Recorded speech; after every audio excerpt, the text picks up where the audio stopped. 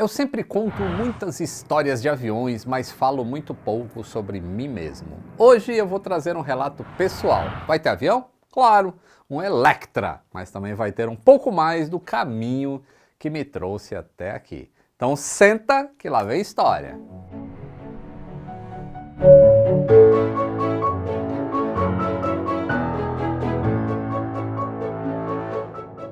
Saudações aeronáuticas, tudo bem com vocês?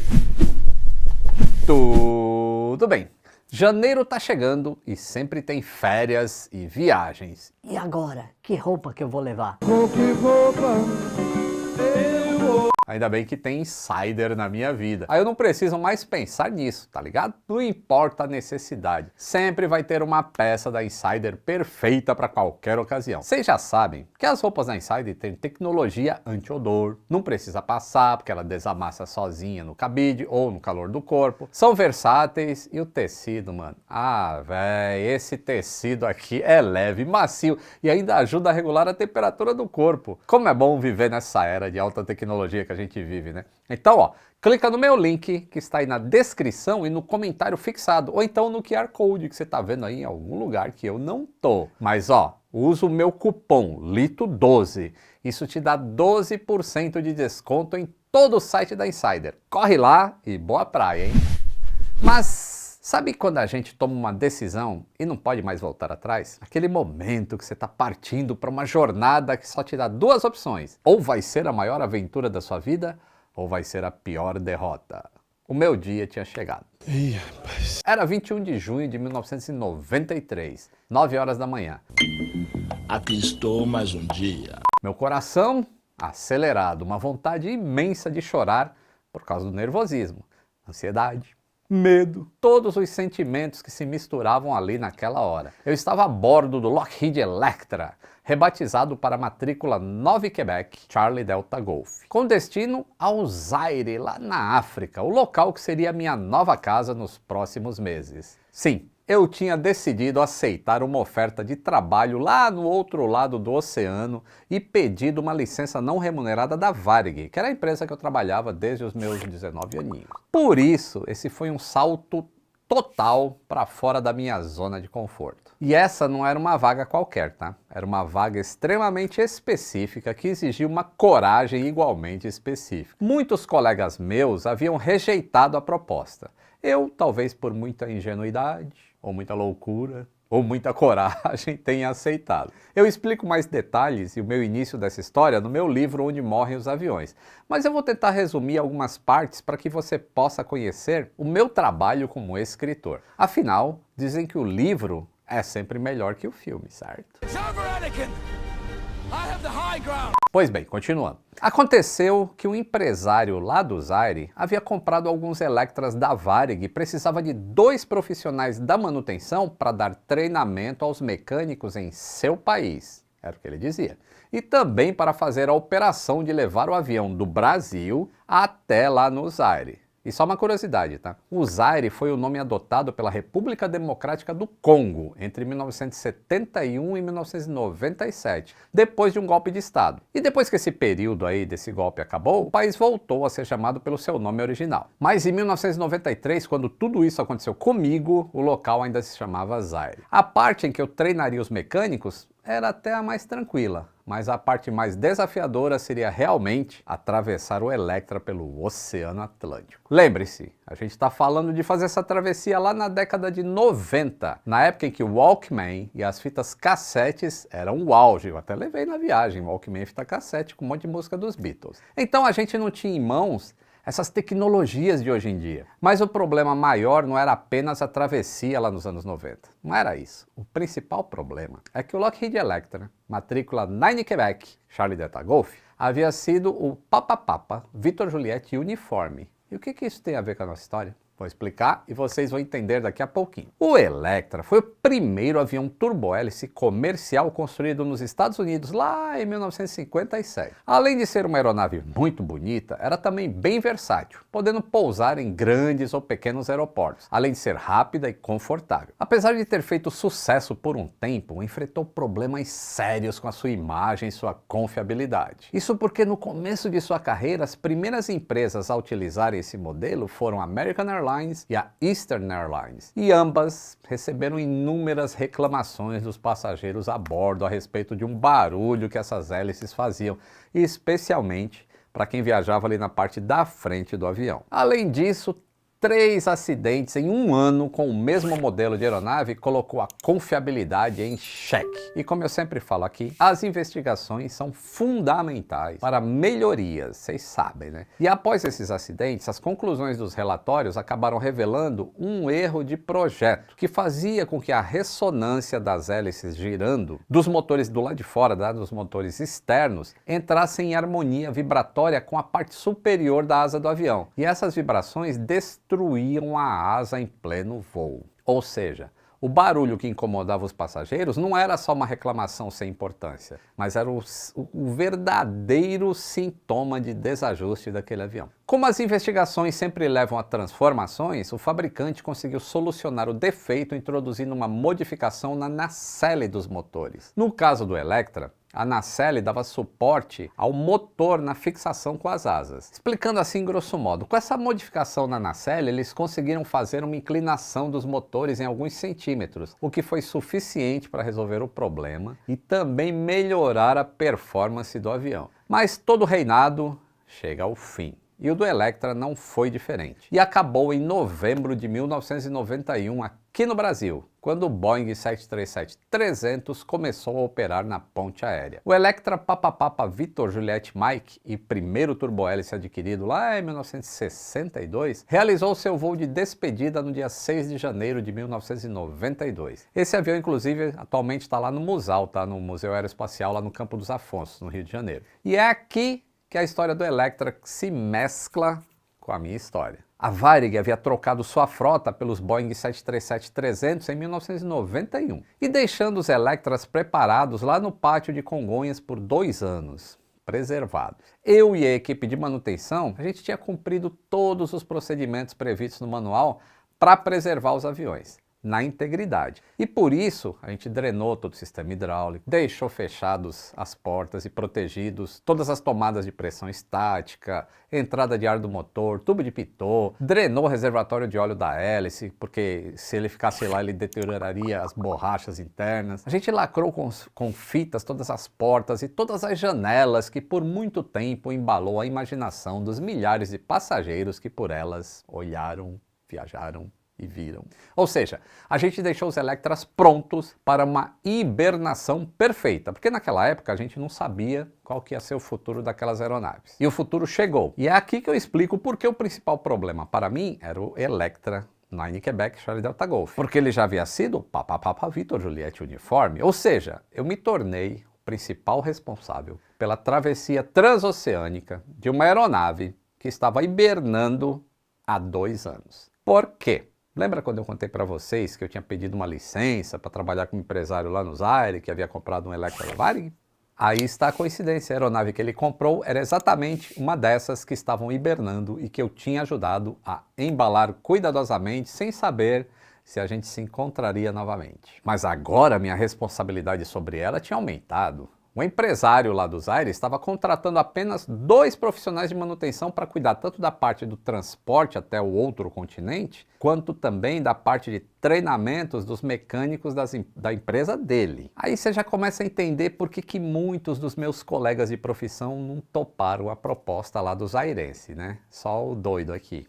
Aliás, além de mim, a tripulação contratada para fazer esse traslado do primeiro avião até a África era só brasileirada. Um outro companheiro, para a mesma função que a minha, que era o Tarcísio, mais 2 comandantes e um engenheiro de voo, que era o Ronald. 2 coisas estavam me deixando extremamente ansioso. Primeiro, não seria feito nenhum voo de experiência antes da travessia. Um voo de experiência é quando um avião passa por diversas ações de manutenção que precisam ser confirmadas em voo para saber se, ficou bom o negócio, né? Não seria o caso, não ia ter voo de experiência. Segundo, eu era o responsável por todos os problemas que aparecessem nessa aeronave, só que dessa vez eu não podia mais contar com o apoio da Varig. Eu estava com uma responsabilidade enorme nas costas e totalmente sozinho. Terceiro, o avião estava hibernando há 2 anos, então não era possível prever totalmente o comportamento desse avião em voo, já que não teve voo de experiência. Claro que antes da gente partir, eu já tinha feito inúmeras verificações, comprado todos os materiais para substituição que fossem necessários durante o voo, para levar com a gente. Mas isso não significa que eu não estava com medo, porque eu estava. O plano de voo também era um tanto peculiar. Seria mais ou menos assim: de São Paulo até Recife, parava para abastecer. De Recife até a Ilha do Sal, lá no arquipélago de Cabo Verde, para pernoitar. E da ilha, no dia seguinte, até Abidjan, na Costa do Marfim, e de lá até Kinshasa, capital do Zaire. A minha maior preocupação era o trecho entre Recife e a Ilha do Sal, porque seriam 6 horas de voo apenas com o oceano embaixo da gente. Mas agora eu vou contar para vocês o passo a passo de como foi esse trajeto. Claro que não vai dar tempo de contar nesse vídeo todo o trajeto até o destino final lá no Zaire, tá? Mas eu vou contar como é que foi atravessar o oceano com o Electra até a Ilha do Sal. Minutos antes da hora prevista para a gente sair de São Paulo, foi detectado um problema no ADF, que é o Automatic Direction Finder, que é um auxílio de navegação para os pilotos se guiarem por sinais de rádio, um negócio bem antigo, tá? E também apareceu um problema no instrumento de VOR-DME número 2. VOR-DME é o Omnidirectional Range, que é um outro sistema de navegação de precisão por rádio. Ele é mais preciso que o ADF e mais confiável também. A gente nem tinha saído ainda do estacionamento e os problemas já tinham começado a aparecer. Respira fundo, sai do avião, fui até o estoque de peças da Varig e pedi lá. Me dá um ADF receiver e um VOR receiver. Porque, né, o avião ainda estava da Varig lá, então eles tinham que resolver. Aí eu voltei para o avião, fiz as trocas desses 2 componentes e tcharam! Nenhum dos 2 problemas tinham sido resolvidos.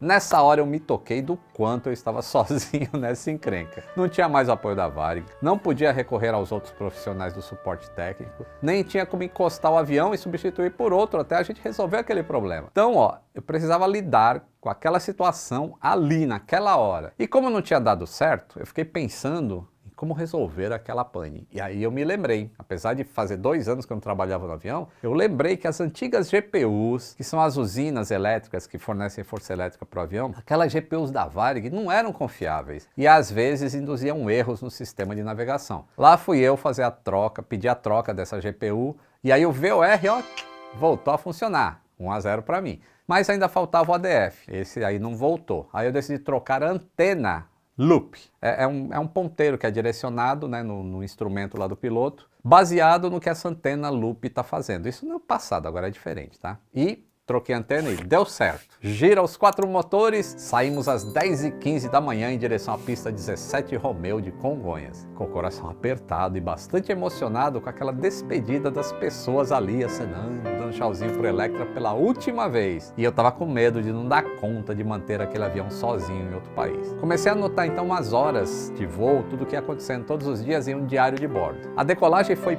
perfeita.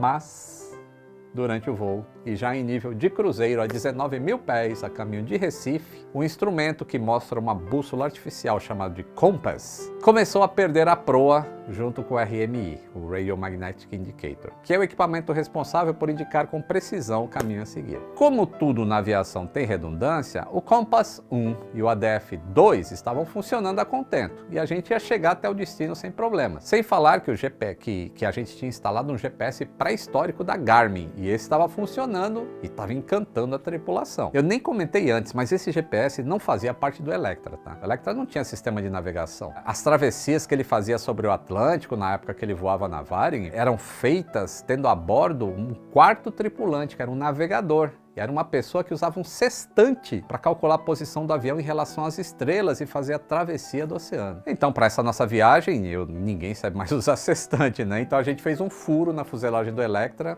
instalou uma antena de GPS e botou um painel da Garmin no painelzinho lá do avião. Isso é anos 90 raiz, hein, pessoal? Um outro detalhe que acontecia naquela viagem era que as hélices estavam com uma leve falta de sincronia.